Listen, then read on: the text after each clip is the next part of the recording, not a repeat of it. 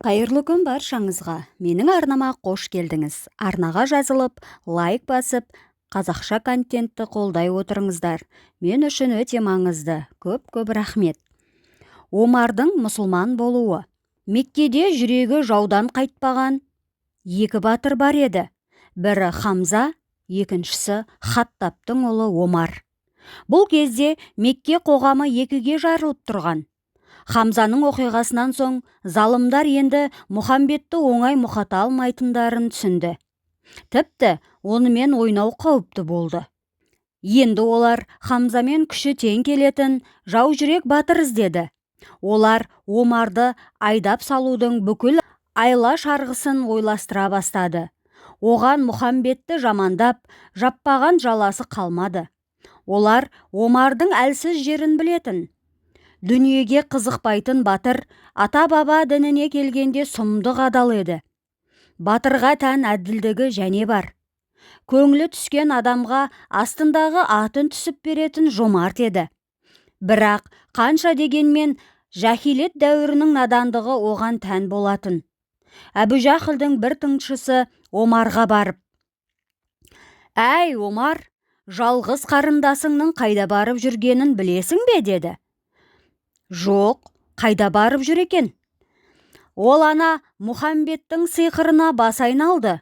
Қағбадағы құдайларға тіл тигізіп, Манат, Узза, Латты жерден алып жерге салады.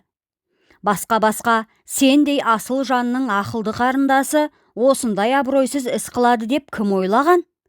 Күйеу балаң да сау емес. Ана жалған пайғамбар жастардың санасын улап бітті. Енді оған ана есерсоқ Хамза қосылып алды. Бүйтіп кете берсе, Қағбадағы құдайлардың қарғысынан көз ашпайтын шығармыз» деді. Омардың бір жақсы қасиеті бар еді. Өзі көзбен көрмеген нәрсеге сенбейтін. Қарындасын тексермекке бел буып, соның үйіне келді. Тыстан тақап келгенде қарындасы күбірлеп бір кітап оқып отырды. Омар ішінен: Мұхамбеттің сиқырын үйреніп жатыр деп ойлады. Дыбысты естіп қарындасы қағаздарды тығып үлгерді. Омардың күдігі күшейе түсті. Ішінен: діндері дұрыс болса неге жасырады деп ойлады. Бойын ашу қысты. Үйге кірген беттен: «Сендер екеуің Мұхамбеттің сиқырын үйреніп жүрсіңдер ме?» деді. Күйеу баласы екеуіне. Олар: «Аға, Мұхамбет сиқыршы емес, ол хақ пайғамбар. Оның ілімі Алланың уахийі» деді. «Қайдағы уахи? Қайдағы пайғамбар? Араптан пайғамбар шықпаған. Бізде тек қасиетті Қағба ғана бар. Сол Қағбаның иесі ұлық Алла Мұхамбетті өзі таңдады». «Неге Алла ғана таңдайды? Лат, Манат, Уззаның назары неғып түспепті оған? Олар құдай емес. Құрайыштар оларды қолдан жасады. Тарт тіліңді. Миың уахимен әбден уланған екен. Енді міне, сенің де тіліңнен у таматын болыпты. Бұдан былай Мұхамбеттің үйіне аттап бассаң, бақайыңды сындырам. Лат, Манат, Уззаға тіл тигізсең, аузыңды қан жалаған иттей қылам» дегенше болған жоқ қарындасы. «Сол Лат, Манат, Уззаң ғой бізді осындай надандыққа батырған» деді. Омар шыдап тұра алмады. Күректей қолымен қарындасын салып жіберіп еді, ол қалпақтай ұшып түсті. Мұрнынан қан сау ете қалды. Пердені ұстап құлағанда тығылған Құран парақтары шашылып кетті. Омар алдына келіп түскен Құранның бір парағын алды да оқи бастады. Ол әріп танитын сауатты болатын. Аяттың өлеңмен өрілген ұйқастары оның назарын бірден аударды. Тағы да бір парақты еріксіз қолына алып, жалғасын оқып кеткенін өзі де байқамай қалды. Аяттар қатайған жүрегін жұмсартып, қатқан көңілін илей түсті. Шыдай алмай тағы бір парақты алды. Оқыған сайын тас төбесінен бейне бір күмістен жаңбыр жауғандай күй кешті. Парақ бітіп қалды. Құлап жатқан қарындасына қарамастан, Омар күйеу баласына бұрылып: «Жалғасы қайда?» деді, жұмсарған үнмен. Ол: «Бізде жоқ, пайғамбарда» деді. Кеттік Мұхамбеттің үйіне. Олар Мұхамбеттің үйіне келді.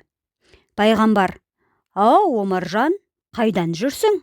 Менде ісің бар ма еді?» деді қош көңілмен қарсы алып жатып.